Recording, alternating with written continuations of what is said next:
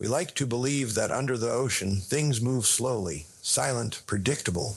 But in Cold War history, beneath the Arctic ice, there are moments when the balance of power shifts in a single sonar contact. In military history, it is often not the loudest weapon that changes everything, but the one that moves faster than anyone thought possible. It is March 1970, Barents Sea, north of the Soviet Arctic bastion. An American listening post picks up a contact deep beneath the surface. The signal is faint at first, just a tremor in the acoustic picture. Then it accelerates 30 knots. 35, 40, the tracking team stares at their screens. No conventional submarine should move like that. No known Soviet submarine can outrun an American torpedo. This one can. There is no time for long analysis. No chance to close the distance slowly. If this contact turns hostile, there will be one opportunity to react before it vanishes into cold, dark water. And for the first time in years of Cold War espionage and naval shadow games, American crews are not the hunters. They are trying to keep up. What they are tracking is the product of nearly 2 decades of Soviet desperation. A machine born from humiliation beneath the Sa, a submarine that NATO will call the Alfa class, known in Soviet records as Project 705. To understand why it exists, you have to rewind to the late 1950s, when the Cold War intensifies and the oceans become the most important battlefield on Earth. On paper, the Soviet Union looks dominant. Submarines pour out of shipyards, attack boats, guided missile submarines, ballistic missile carriers. By the mid-1960s, the Soviet Navy has more than twice as many submarines as the United States. But numbers are not the same as control. Below the surface, American submarines stalk their Soviet counterparts with unnerving ease. Us naval engineers have spent the previous decade perfecting stealth precision reduction gears, vibration dampening systems, advanced propellers cast with extraordinary tolerances. Their boats slip through the ocean almost invisibly. Soviet submarines, by contrast, are loud. Machinery vibrations echo through hulls. Reduction gears rattle. Less refined propellers cavitate and churn the water. American sonar operators can track them for sometimes days without being detected in return. For Soviet commanders, the picture is chilling. In a real war, American submarines could locate and destroy Soviet boats before they ever launch a missile. Quantity over quality, once a strategic advantage, now looks like a fatal flaw. So Moscow makes a decision that will shape one of the most audacious chapters in Cold War naval engineering. If you cannot win the stealth war, change the rules. In 1960, work begins on a radical new submarine concept. It will not try to be quieter than American boats. It will be faster, so fast that stealth becomes irrelevant. The design goals are aggressive, almost reckless. First, speed, at least one. Third, faster than any American submarine. Second, maneuverability, where American submarines require 2 to 3 minutes to execute a 108-degree turn. This boat must do it in 40 seconds. Third, acceleration, from a dead stop to full speed in under a minute. A burst of velocity so extreme it will overwhelm tracking systems, close distance rapidly, strike, and escape before the enemy can respond. It is an asymmetrical answer to a stealth problem, not a submarine in the traditional sense, but an underwater interceptor. An underwater fighter jet. To achieve it, Soviet engineers rethink everything. At the heart of Project 705 is a revolutionary liquid, metal-cooled nuclear reactor. Instead of conventional water coolant, it uses liquid metal capable of transferring enormous amounts of heat. The result is staggering power density, up to 3 times more output than typical reactors of the era. On paper, it is perfect. With that reactor, the submarine can accelerate from a dead stop to over 40 knots in just over a minute. A nuclear attack submarine moving faster than many surface ships, faster than some torpedoes designed to kill it. But there is a constraint, a brutal one. The liquid metal coolant must be kept above 125 degrees Celsius at all times. If it cools below that temperature, it solidifies, and if it solidifies inside the reactor system, the reactor is permanently destroyed. This is not a reactor you shut down casually. Even in port, even idle, the coolant must remain hot. The submarine can never truly rest. Power alone is not enough. To reach such speeds, the hull must cut through the ocean with minimal resistance. Engineers adopt a radical teardrop, Shapevery surface smoothed, bow planes fully retractable at speed. The hull compact, tightly wrapped around its systems to reduce drag. But compact design introduces another problem. Crew size. Traditional attack submarines require large crews to manage propulsion, ballast, weapons, navigation. Project 705 will operate with barely a third of that number. The solution is unprecedented automation. For the first time in Soviet naval design, computers manage propulsion systems. Ballast adjusts automatically. Torpedoes load with minimal human input. Navigation, sonar, and target acquisition are integrated into a centralized command system. And then comes the boldest material choice of all. The entire pressure hull is built from titanium. 40% lighter than steel, far stronger pound for pound.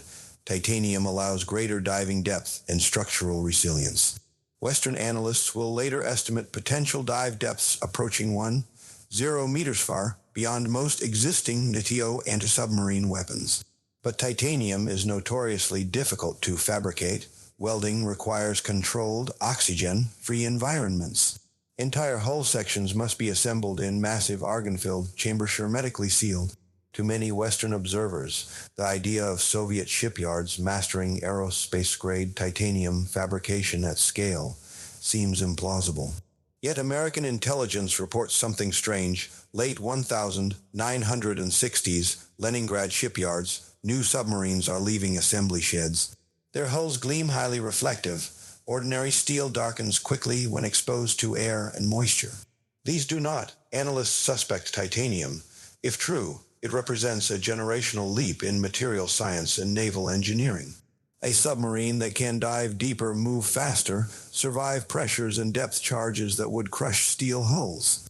NATO scrambles, anti-submarine weapons are fast-tracked, deeper diving torpedoes, improved acoustic tracking.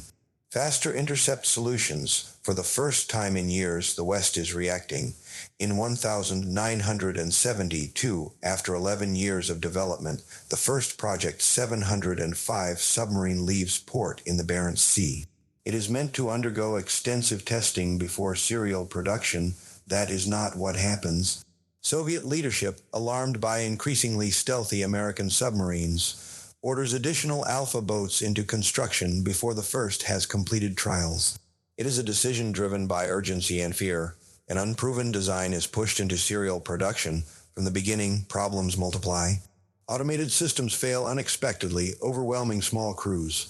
Complex integrated controls behave unpredictably. Specialized port facilities designed to keep liquid metal reactors above 125 degrees Celsius are incomplete or unreliable. To prevent reactor coolant from solidifying, crews must often remain aboard in port, keeping systems active. The submarine that was meant to be cutting-edge becomes a maintenance nightmare. Then disaster strikes. In 1972, not long after entering service, the liquid metal reactor of the first boat suffers a fault in its steam generator. A leak goes unnoticed. Coolant temperature drops below the critical 125-degree threshold. The liquid metal solidifies. Instantly, the reactor heart of the submarine becomes a solid block, destroyed beyond practical repair. The Soviet Union's crown jewel of naval engineering is rendered useless in a moment. The submarine is cut in half. The forward section is sent to Leningrad as a land-based training facility.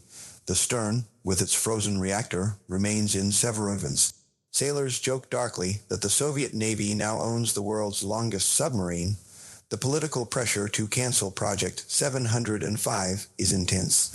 But too much has been invested, too much prestige. Development continues. By 1978, after a decade of setbacks and that catastrophic failure, 6 additional Alpha-class submarines enter service. Not the 30 originally envisioned, but 6 of the most advanced attack submarines ever built. They are stationed in the Arctic, guarding the Soviet Union's northern approaches. And in March 1979, one of them moves beneath the Barents Sea Strait into the acoustic picture of American surveillance. From the American perspective, the encounter is unsettling. An Alpha can outmaneuver most submarines in its path. It can change depth and bearing with startling speed.